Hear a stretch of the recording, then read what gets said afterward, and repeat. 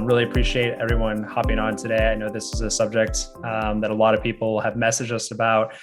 We know a lot of brands on the platform that are getting ready to, most of them, raise their seed round and have a lot of questions about the process, how to go about even just the most basic things to all the way to closing the deal.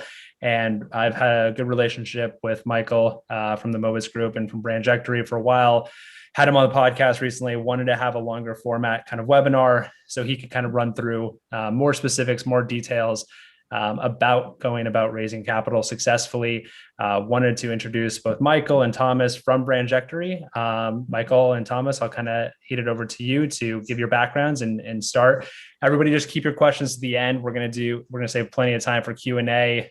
We also have some examples to run through that we'll send you after, and I will make sure to give everybody Michael and Thomas' contact information after if there's any questions we didn't get to. So I'll let you kick it off from here, Michael. All right, thanks, Cameron. Welcome, everybody. Thanks for joining. Just very briefly, again, Michael Movitz. The Movitz Group is an advisory. We work with early stage brands on go-to-market strategy and preparing to raise capital. I've been in the natural products industry for 30 years and co-founded Brandjectory with my partner, Tom, and one other industry veteran, JPG Resources. We launched back in May of last year. And more about that in a second. But Tom, you want to say hello?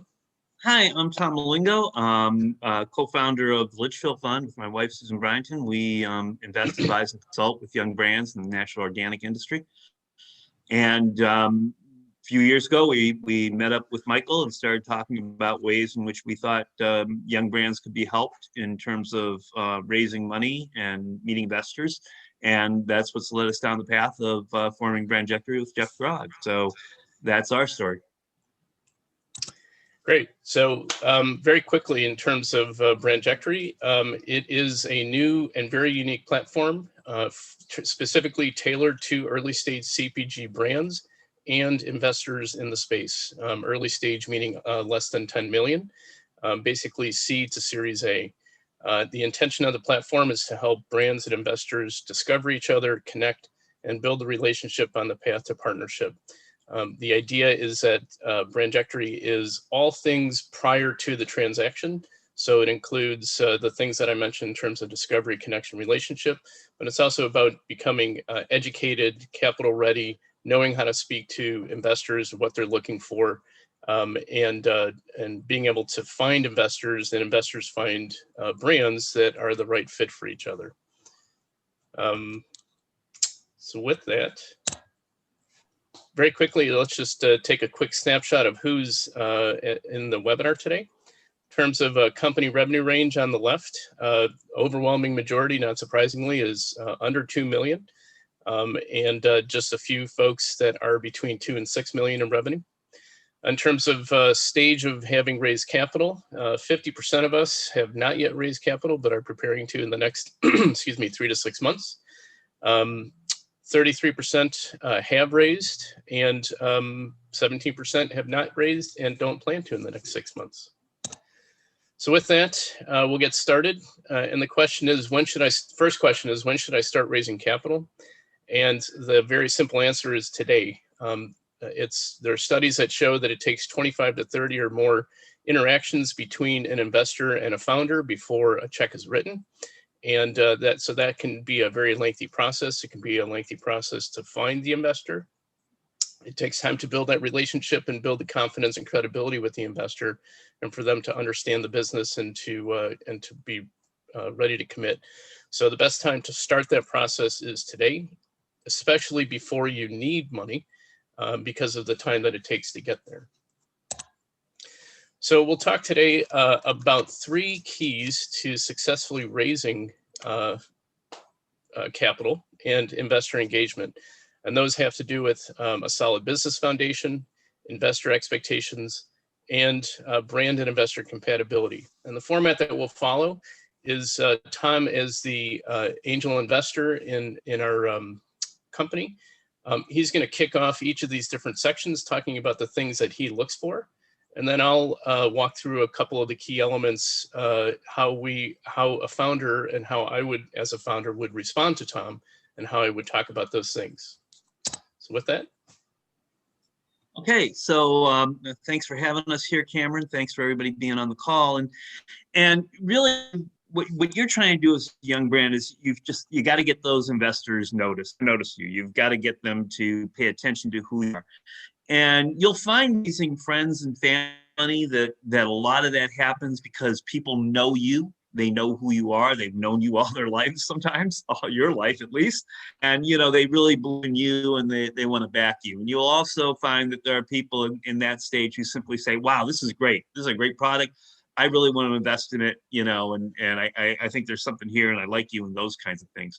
But once you start trying to get beyond that friends and family money, even when you try to get into sort of local community angel groups or local pitch slams, anywhere where someone who has investor knowledge is going to take a look at you, remember they're not investing in a product, and they will be investing in you, but at first they want to know you can run a business, and they're going to look to make sure that you can manage all the elements of your business. That doesn't mean your business has a positive profit at that point in time. It doesn't mean that you're growing at a certain level.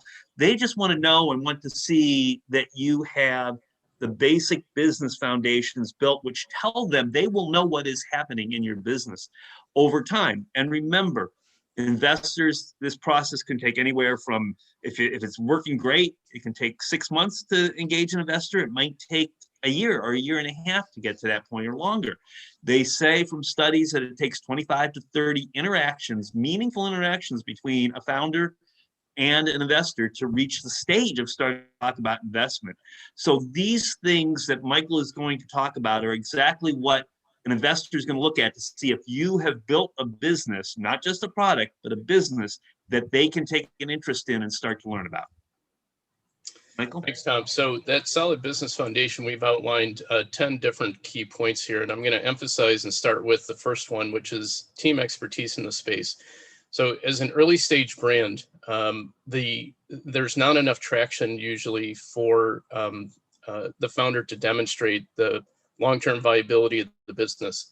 So the investor has to basically bet on the founder, and the founder is going to, and the characteristics that the investor is looking for are a combination of knowledge and connectivity in the industry, and expertise in the space that the product is in, as well as the personality traits of the founder. So from an expertise standpoint, if you have not been in the CPG space before, then it's really important to surround yourself with people that have, whether that's a co-founder, advisors, agencies, board members, whoever it might be. It's really important to have that understanding of the dynamics of going to market and how to handle a variety of different situations on your team, because that's who the investor is going to be looking for to give them confidence in their investment and in you. From a personality trait standpoint, there's a few things that investors typically look for: tenacity, persistence, emotional IQ, resiliency, excuse me.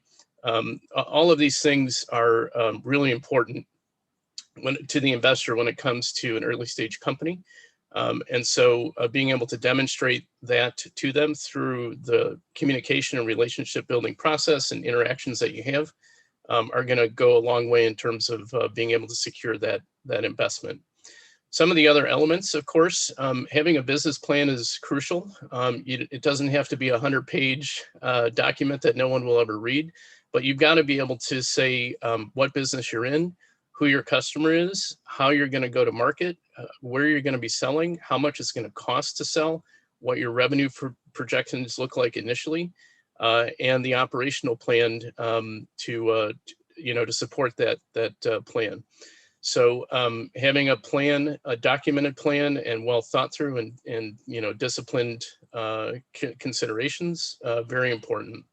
From an operations standpoint, knowing that you have a supply chain that is consistent, reliable, that you have backups to your suppliers, that you have from a manufacturing facility, that you have a good relationship and are not going to get put off or bumped, or that the manufacturer is reliable. All of these types of things are crucial from an operations standpoint.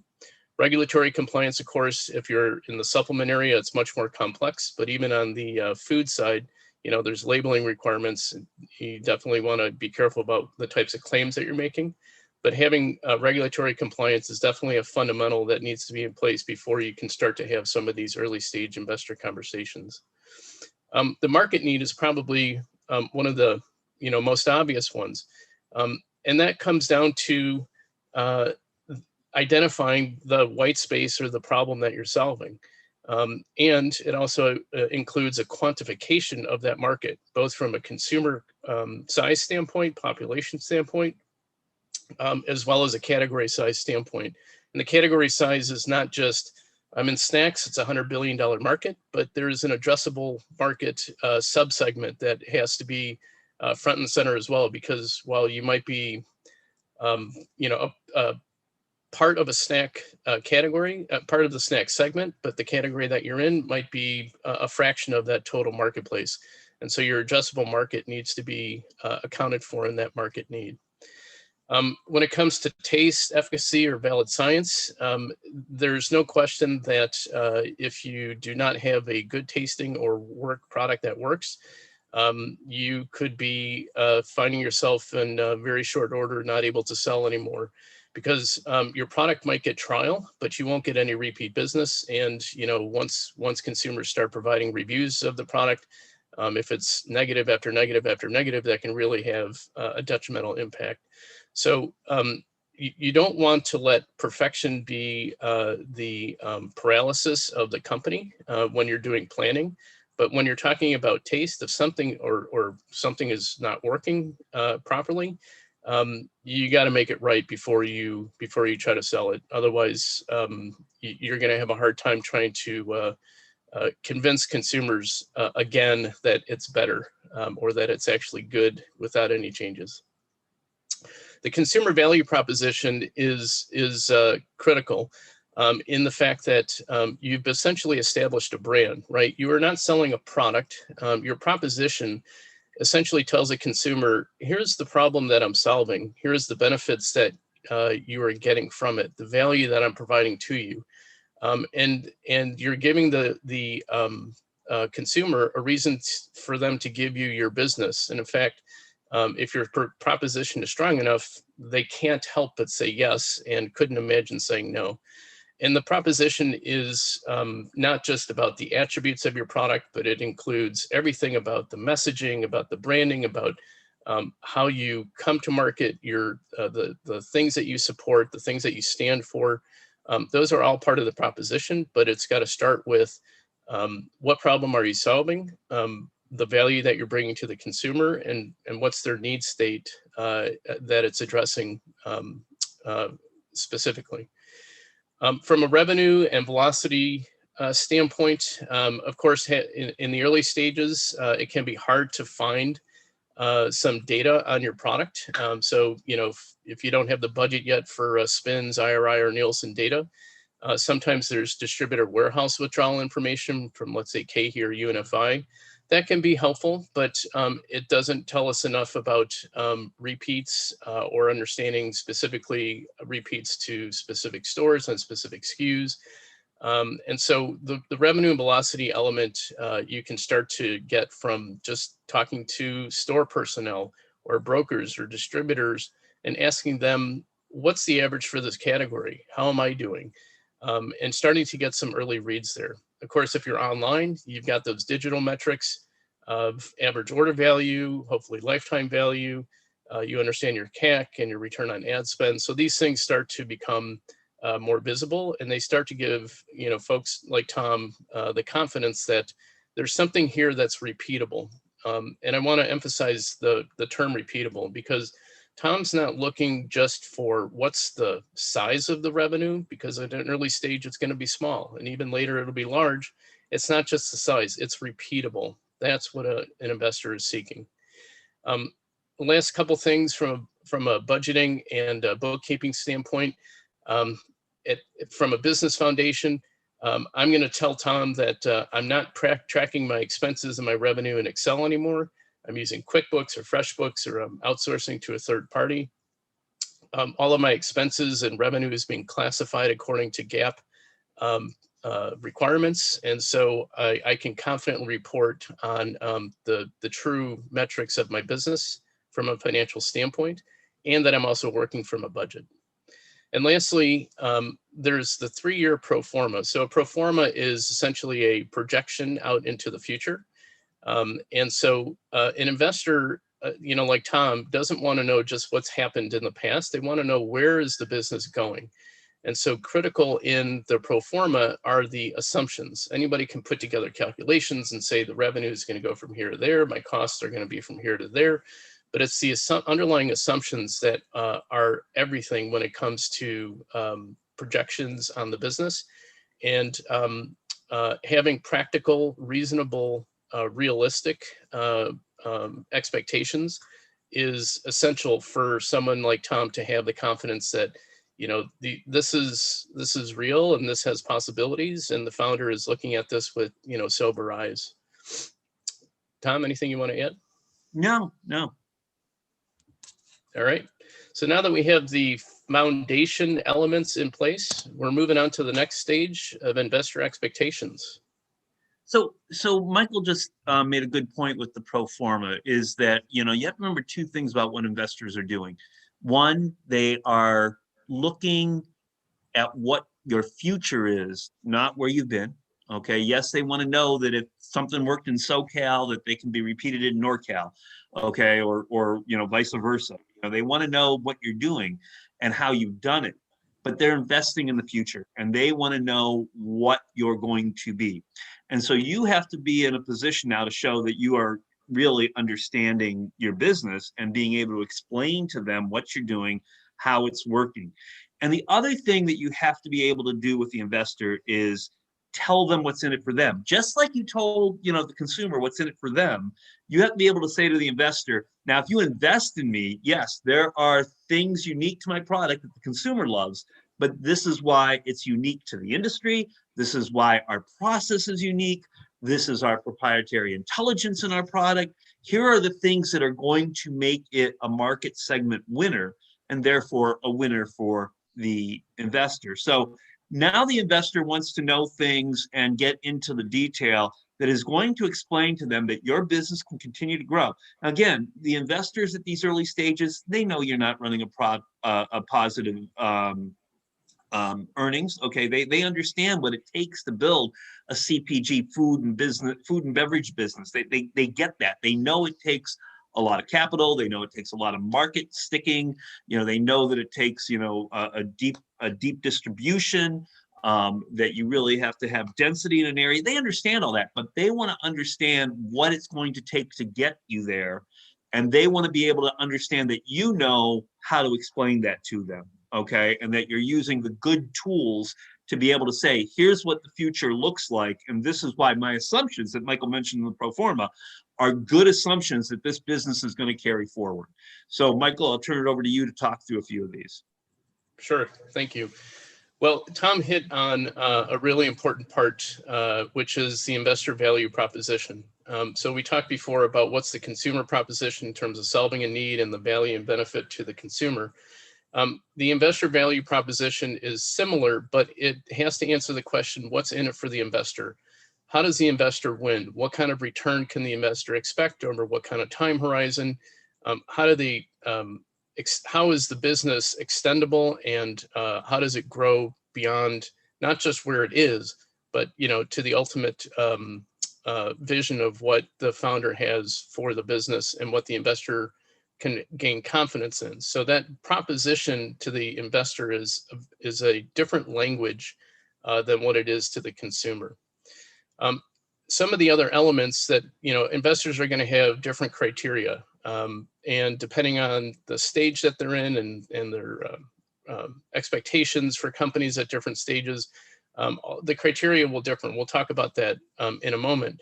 But some of the things that once the fundamentals are in place, now we need to talk about the retail velocity and e-commerce KPIs. So I alluded to that before in terms of the early information that starts to get insights into the repeatable process. So Now, as the company is starting to mature, and it's still very much in the early but emerging stages, from a repeatable standpoint, now at least on e-commerce, I can start to understand what's the rate of repeat, what's the frequency and time that it takes for somebody to repeat from a purchase standpoint. How loyal is that consumer? What's their lifetime value? What's my cost to acquire that consumer? And of course, some of that information is also available on the brick and mortar side, but it can be expensive to get that data.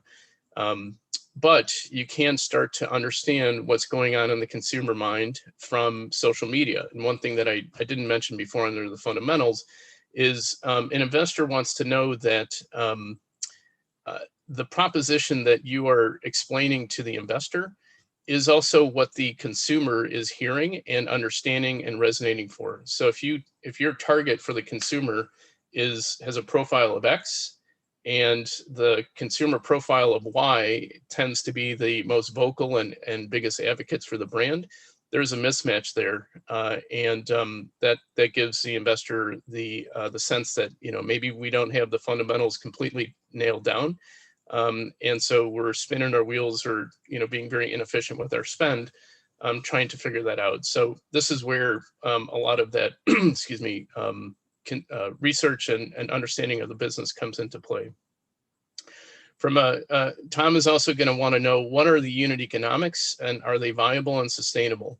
So as he mentioned, Tom is not looking to confirm that the company is EBITDA positive in the early stages. He knows that the company is going to be burning cash, negative profit for a period of time. But the key things that will indicate as to what kind of profitability the company can start to support have a lot to do with what we call above the line economics. And so that's the gross margin, which COGS and trade spending are a key component. So from a COGS standpoint, it's not just where am I today, but what's my path forward to reducing my COGS that will improve my margin. That's critical. And so within COGS, it's both from an ingredient standpoint, a freight standpoint, an MOQ standpoint, production tolling standpoint. All of these things come into play, but then it's also, how am I pricing my product? And am I getting sufficient margin for my product from the way that I'm pricing it based on my current costs? From an operating expense standpoint, so this is things that are what we call below the line. So this is sales expenses, marketing expenses, R&D, salaries, software, website, and all of those other types of general expenses.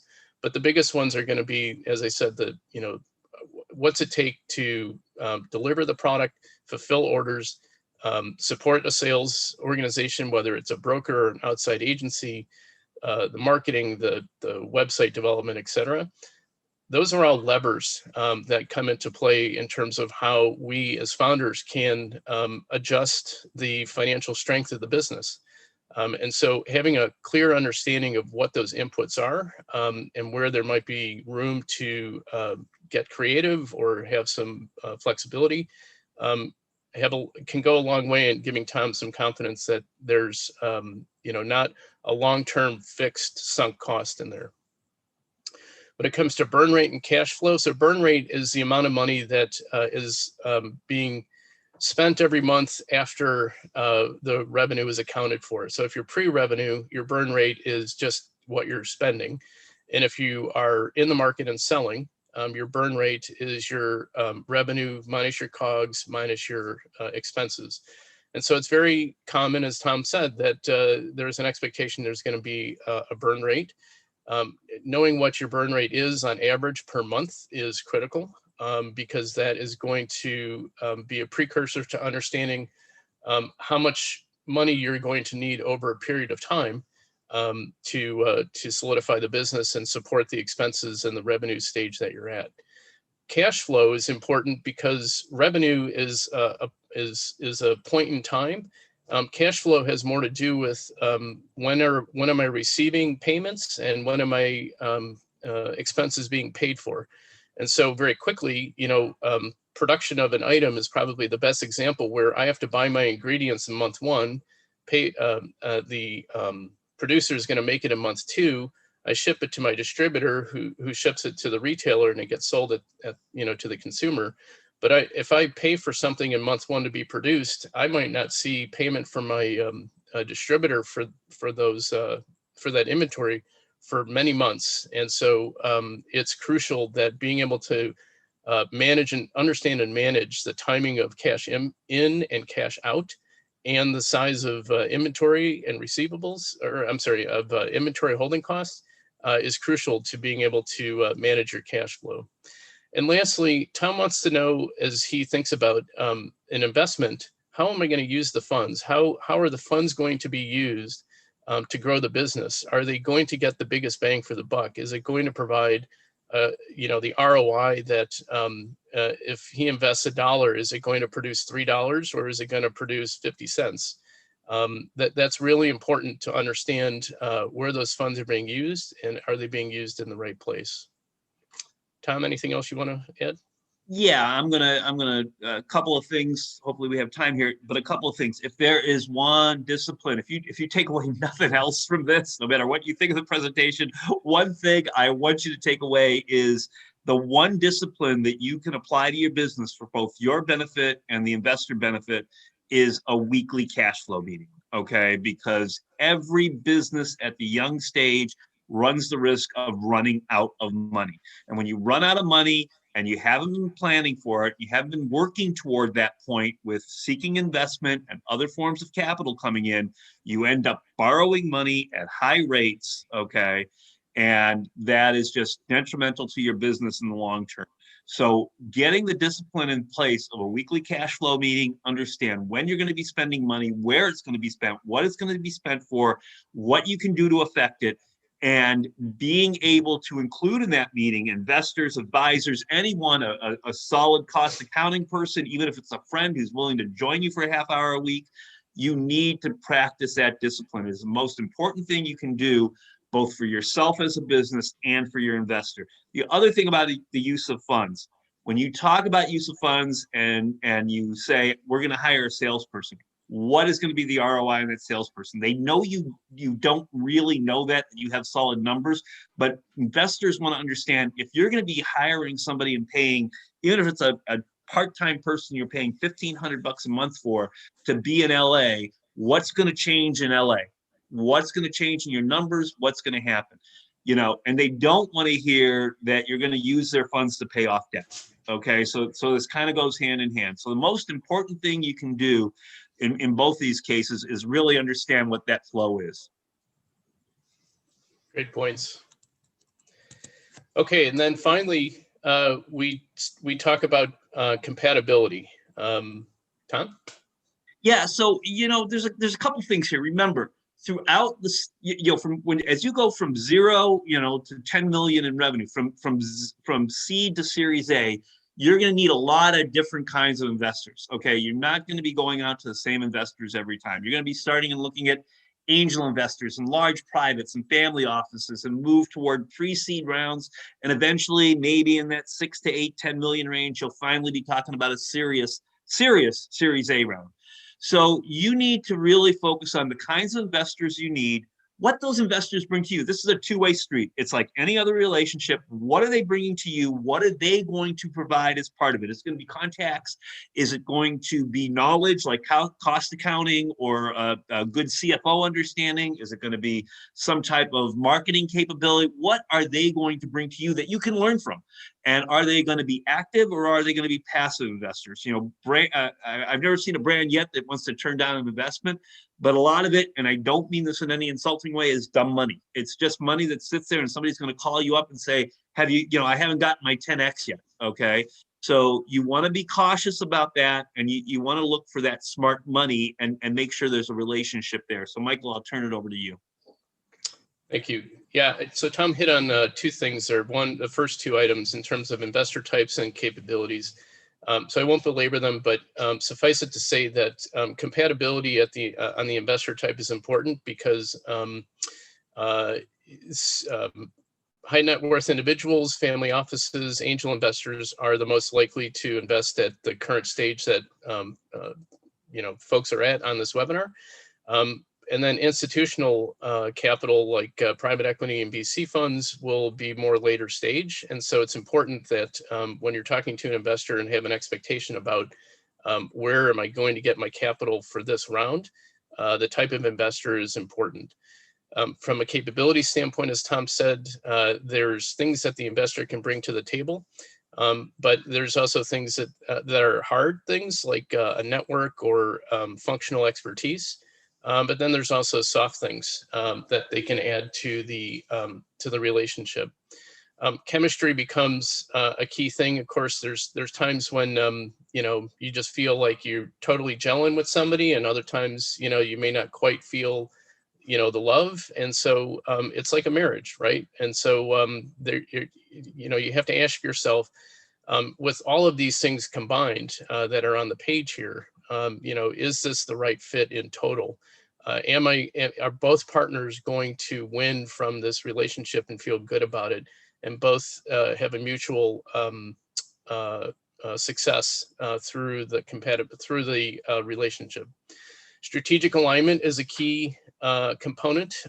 So if your objective is to build a nice $10-20 million business and pass it on to your family, make sure the investor is also aligned to that idea, because if they want to go big or go home, then they're going to have very different expectations, very different demands on you as a business, and very different demands based on the obligations that you now have being accountable to that investor because you have accepted their money. And then lastly, from a compatibility standpoint, there's lots of things that will come out in the negotiation that hopefully these other things that you have worked through in the list up to this point, by the time you get to the point where you're talking about, an actual investment or a transaction, that you're in good shape and feel good about those things. And then, then there's the negotiation. And so, there could be, there's always going to be some differences, and, starting at two different points and coming to an agreeable middle, or some sort of combination of wins, is important for both parties. And so there's going to be things regarding valuation and the funding vehicle, the amount of equity and dilution that the both parties are going to go through, rights that all parties have, and control, et cetera. These are all things that are going to be part of the compatibility. Again, that may not be evident until you get to that term negotiation. Anything else you want to add, Tom?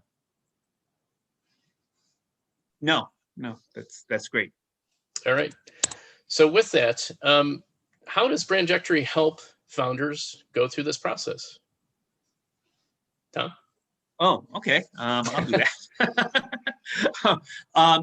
What we've done 2 or 3 things with Brandjectory. One, we have, as we come at this from helping brands and being investors, we've structured Brandjectory in terms of how an investor views a brand.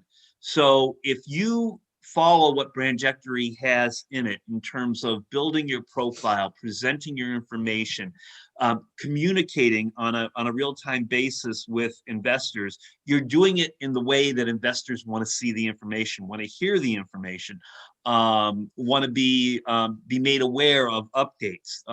So that's number one. Number two, we understand that a lot of brands, a lot of founders get into this saying, oh, I have this great recipe, or the stories are, it was my grandmother's recipe. The story was, it's an old family recipe. It's I found this incredible drink while I was traveling, in a foreign country. All the things that we've heard over time.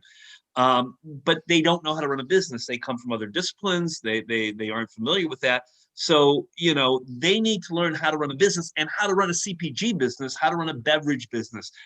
This is a unique sector. While it's a large sector, it's a unique sector. And the investors are different than the investors that are going to invest in tech or robotics or pharma. So, we try to make sure that we're offering along the way, and we're going to get better at this and do more on it in terms of the education that founders need to be able to make this connection and develop the connection to investors. The other thing that Brandjectory has is that ability to connect with investors. So we hold both on-platform, off-platform ways in which brands can meet investors, hear directly from investors, learn about what investors at different stages are looking for, engage with those investors, and start to develop that relationship. What we are trying to do is bring into real time. I mentioned earlier that there are sometimes, it says in studies, it takes 25 to 30 meaningful engagements between an investor and a founder to get to talking about the actually negotiating terms for a deal.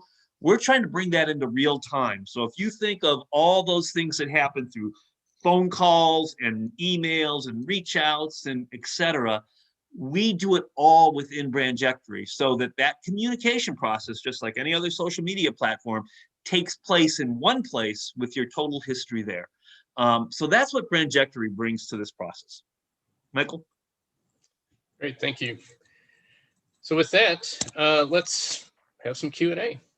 Yeah, so how we're gonna run the Q&A is if anybody has a question, you can put it in the chat, or you can also just raise your hand as in the chat as well to let us know if you have any questions. Michael, I know somebody submitted a question beforehand, so do you want to go ahead and answer that one while we wait for other questions to pop up? Sure, just for the benefit of the group, do you want to go ahead and read that? Yeah, one sec.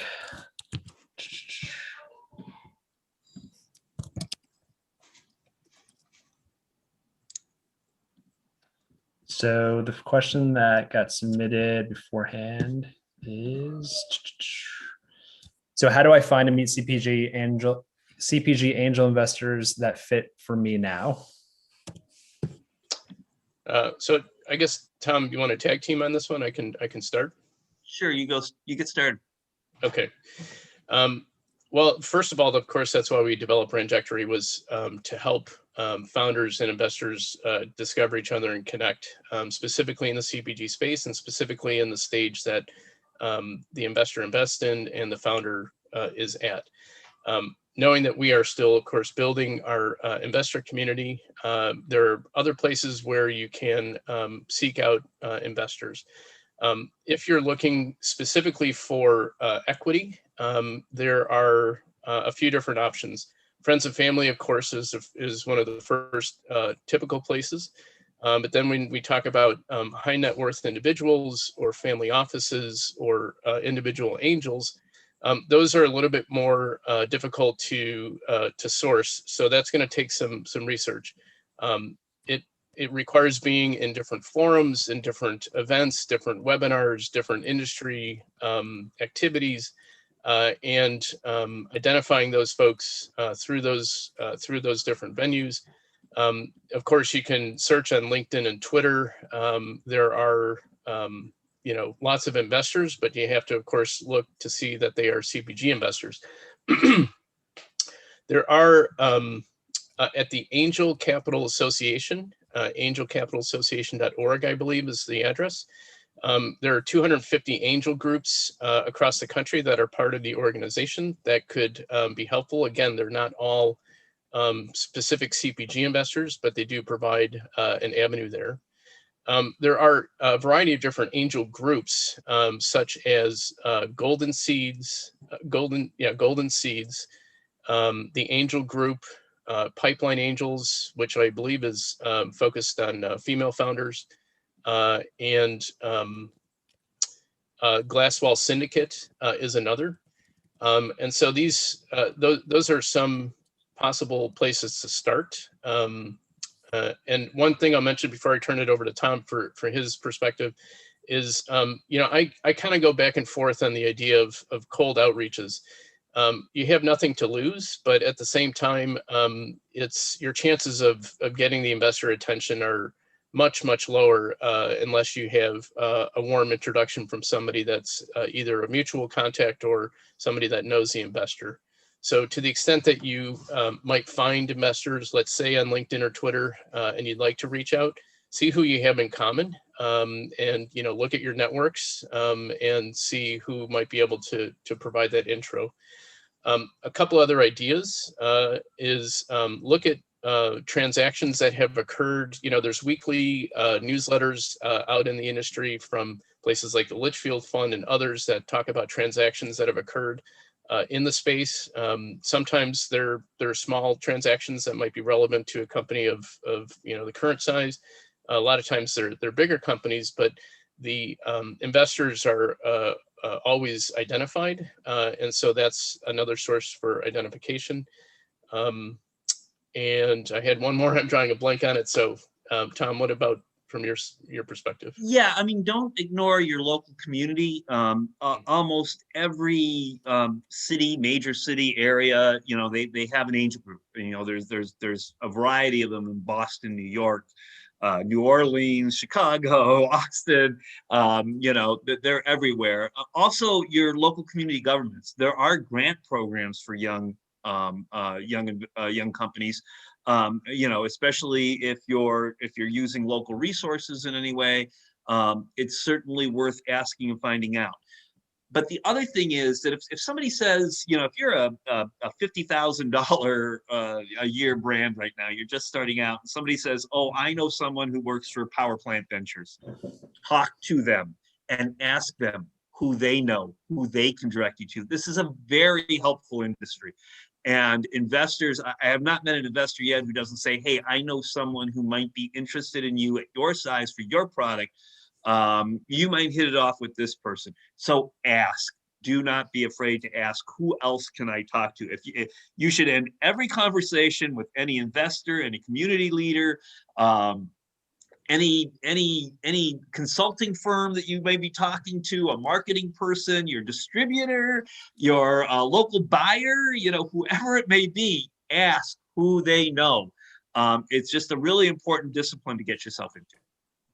Yeah, and I would say something too, something that we've leveraged on our end too is using LinkedIn, right? Because look at those, find the investors that you want to go to, find those dream investors, and then see who your shared contacts are and see if you have anybody there who can make a warm intro.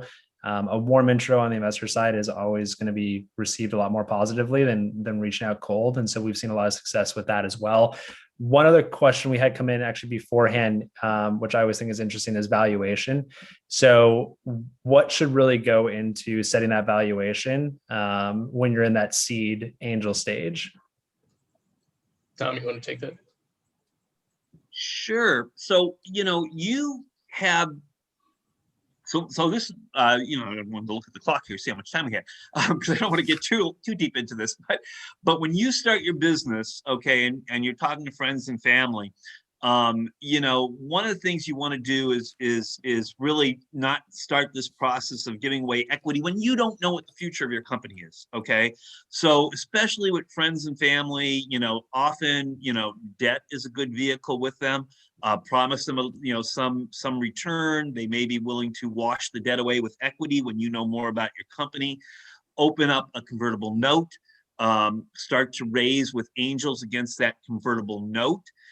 Because a convertible note, we don't want to get into details of that, but there's some benefit there to both you and to the investor in terms of the value cap and the interest rate and the term that you can manipulate for everybody's benefit, including your own. It prevents you from giving away too much of your company when you don't know what the valuation is. And on a convertible note, you have a bit more control over the negotiation of that value cap and the eventual valuation. So a convertible note is great as you're going through friends and family, angel groups, angel investors. Sticking with a convertible note can be very good. When you start talking about real valuation for your company, hopefully the first time you're doing it is when you are taking equity investment that is going to be to an investor who's going to be part of your company. So this is someone, maybe like ourselves, when we were doing this type of investing, was get involved and say, I'm going to help you this way, this way, this way. Let's talk valuation. I'm going to give you equity, but I want equity because I'm playing a part in the role. You may find that with people you want on your advisors group, on your board, someone that's going to bring some value to you in terms of distribution contacts or buyer contacts or things like that. They may start wanting valuation because of a setting valuation. They're going to negotiate with you on that because they want to know they're going to get a return for the effort they're going to put into your company. When you start talking about a Series A investment with a lead investor, you're not going to have a lot of control over valuation. It's going to come down purely to numbers, purely to growth, purely to what's in your pro forma, purely to your understanding of the assumptions and your ability to explain them to the investor that is going to help you really get the valuation you want. But when you start getting into those higher rounds, and this may be when you're at 6 million in sales, 5 million in sales, 7 million in sales, and you start talking about those higher rounds, numbers and performance are going to drive that valuation. And that Series A investor, that lead investor, is going to have the control. And you'll probably want them to, because they know who they can bring in and how much they can bring in on that placement. And you'll understand that, and you'll know that, and you'll know what value you're going to get for it. But you won't have much control over valuation at that point in time in your company. Michael, anything on that?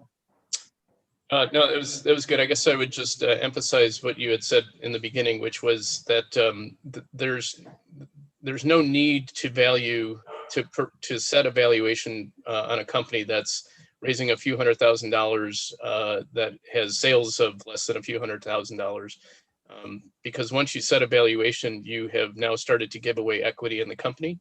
And you could find yourself diluting yourself right out of majority ownership of the company before you even hit $1 million in sales. Right, and that's such a good point, because we work with one company that has really managed valuation well over a series of raises through convertible notes and then into equity. So they've always been able to protect their current investors from dilution. Present themselves well to the investors they're trying to draw in. So playing that valuation appropriately and raising, I hate to say it like this, but raising only the amount of money you need is really, really important to make sure that that somewhere down the line you're not looking at a Series A and suddenly find yourself really without a company that you can control. All right, we got a few more questions here, so we'll try to move through them. This one's rather long, so I'm going to try to summarize kind of what the person was asking. They unfortunately, their company, the founder passed away, and then COVID actually got hit. So it seems like there's been a little bit of a rough patch here for this brand. They said, what do you think is the path of least resistance for us moving forward with investors learning the industry or bringing in an industry expert who can kind of help run the things that the founder did? And will investors want to talk to us if we have such a big gap kind of in momentum? Well, there's Michael, you want me to take that one? Yeah, go ahead. So not understanding the particular circumstances there, at these stages, investors understand that there can be gaps. Okay. I mean, we've worked with more than one brand where they literally lost their production, okay, and lost shelf space and had to restart. This is part of the nature, and you're going to learn from that. You're going to learn what you need. You're going to be stronger for it, and the investor is going to think you're stronger for it. So many brands don't want to tell investors something that went wrong that they fixed, or something that went wrong that they dealt with. Maybe it didn't get fixed, but they dealt with it somehow. We work with a brand that when he completely lost his production, he came up with a different product that he could produce, put it on the shelf to save the space until he got his real production back and working. So there are things you can do. It's going to show your resilience. It's going to show that investor who you are, how you weathered it, how you got through it. So don't be afraid to talk the truth to investors. Don't be afraid that if there is a gap in your numbers at this stage, that it's some kind of death knell. To be very blunt about it, it's not. Okay. Investors expect that, but you have to stand up and be the one who says, I know how to deal with this. I knew how to deal with it. I worked on it. Things happened. We fixed it. We moved on. We're here. That's part of the strength that you bring as a founder. And you've got to be willing to talk about it and share what's going on. Sometimes it's of a personal nature that affects your business. And often it's business circumstances outside of your control. And sometimes it's your own darn mistake. And that's okay. That's what learning and running a business is about. Bringing in expertise from the outside is not bad. It depends on what it's going to cost you, what it's going to cost you if you have to give that person co-founder rights or things like that. Is that what you want to do? Is that right for your business? What are you trying to grow to? Who are you trying to be? And what's your timeline? Okay, if this is something that you are fully committed to and willing to expend the time and effort and energy on it over the period of time to grow it, then do that. Okay, because you're going to be the better business person because of that. You're going to be the one who really can stand up that business, and it'll stand up to when the next investor comes in and show them that you can be the CEO of a company that's 20 or 25 million. So I guess that's part pep talk and part answer. I hope that's how it come across. Perfect. And then the next one is, how do you feel about equity crowdfunding, specifically when it comes to the nature of the investors that are there, and how does it affect a raise later on with a traditional investor if you went through equity crowdfunding? Michael, you want me to do that one again? Yeah, go ahead. Okay. Crowdfunding has its pluses and its minuses. Okay. At an early stage, crowdfunding works fine. Okay. The problem with crowdfunding at any stage is it can be expensive. Okay. Different sites require different things. They require an audit. They charge you $5,000 for an audit to get your numbers in order to put on there. They require you to be of a certain size. They require you to have a certain set of revenue. There are things about crowdfunding. They take a carry. They take a they take a bite of the result. And I'm going to do this quick plug here for Brandjectory. We don't do any of that. Okay, we are purely a subscription basis that helps you learn your business and present yourself to investors. But crowdfunding can be expensive. It can be positive, but remember, you're getting a lot of things with that. You may raise $150,000, but it may be from 150 people who all invested 1,000, and you're going to be paying that crowdfunding site or someone that they give you to do your K1s for each of those individuals every year. Okay. As far as future investors looking at crowdfunding, they don't, they expect it. Again, you have to remember they expect it. It depends what you've done in terms of it. Has it been a C note? Has it been I highly recommend C notes. If it's been an equity giveaway, that could hurt you. If it's on a C note with a good valuation, and you're able to show your growth past that, it's not going to hurt you. One of the best things I've seen with crowdfunding from a brand we've worked with is to open a crowdfunding C note, but work your butt off, excuse my language, on the outside of that to bring in, while you're getting people who are investing $4,000, $5,000, $1,500, $500 in a crowdfunding note. On that same note, outside the crowdfunder, you're picking up people who are maybe investing 25 or 100, and suddenly you got a good story to tell, right? You're getting two sides of the coin here. You're getting some small investments to go with a large investment. So I've seen that play work well. A lot of crowdfunding sites don't mind if you do that. Some will. So you have to be careful if you're doing that and make sure you've asked your questions well. That's kind of my take on it. In general, the reason we've moved to Brandjectory, the reason we founded the Litchfield Fund many years ago was because we didn't like crowdfunding either from an investor side or from a brand side. We thought it was a takeaway from what the brand could do. At the same time, you need money, and it is a quick way to raise it without having to get into as much of the detail around your business. Perfect. And then last question. We should have enough time for this one. So as an investor, what are the 2 or 3 items that are usually the best predictors of a company or brand actually delivering a great return? Tom, you're on mute. I'm on mute. Sorry. Michael mentioned this earlier. It's that repeatability. You've reached this point in your company because you have learned to do certain things. And that may be as simple as, we went into this market, we had these kinds of things happen, we did this kind of trade spend, we did this kind of giveaway, we did this through social media. In the days when you could demo, you were demoing. That all worked. It worked in this region, and it will work in another region. And you can explain that to an investor why that happens. The other thing is, don't ignore density. Don't ignore going deep.